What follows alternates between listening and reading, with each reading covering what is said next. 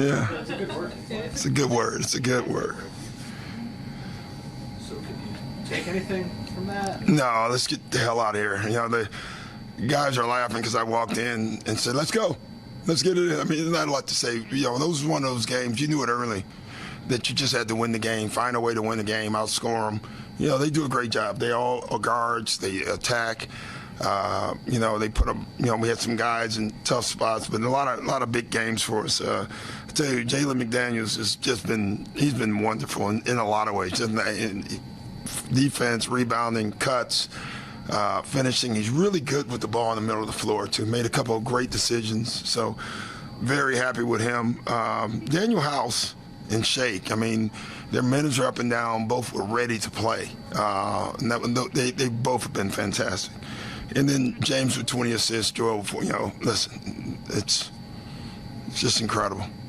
To go back to Jalen, he's been in some interesting situations the last two games with closing the Milwaukee game, starting tonight. Obviously, to see him in those scenarios, is that helpful for you? Yeah, and he's just up for it. He really is. He's a baller. He's just up for the challenge. Enjoys it. You can see the pressure is nothing. Like, he just wants to play. He likes playing, and he likes competition.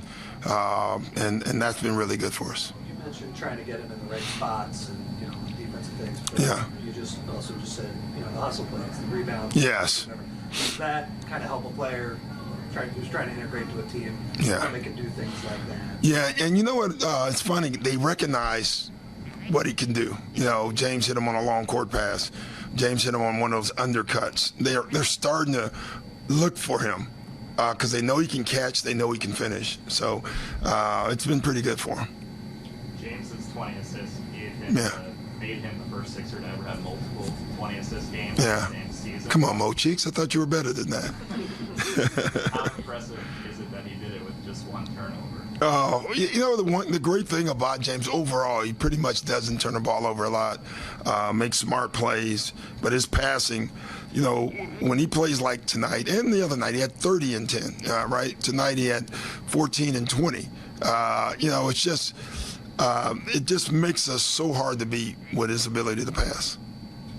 Tyrese talked the other day about James as sort of a mentor to him, having had Tyrese before and after. I have a joke, but I'm not going to use it. I'm excited to hear it. No, I'm not going to use it one day. Yeah. But when you think about having Tyrese before James got here and after James got here, how much of an impact can an all-time great like that make? Oh, huge. Just his demeanor, and also his ability to tell. Like, he challenges Tyrese. He went up to him twice when James threw it. It's like attack. James telling you that helps, and that's good for Tyrese. And, if he can pick up some of the passing, that he will, but if he can pick that up and the timing. I mean, James threw a couple passes today, the long court, where he led guys. James is using the old, if you're even, you're ahead. I think he did it 3 different times, and we scored on all 3. I mean, those passes are 5 guys, maybe, in the league type of passes.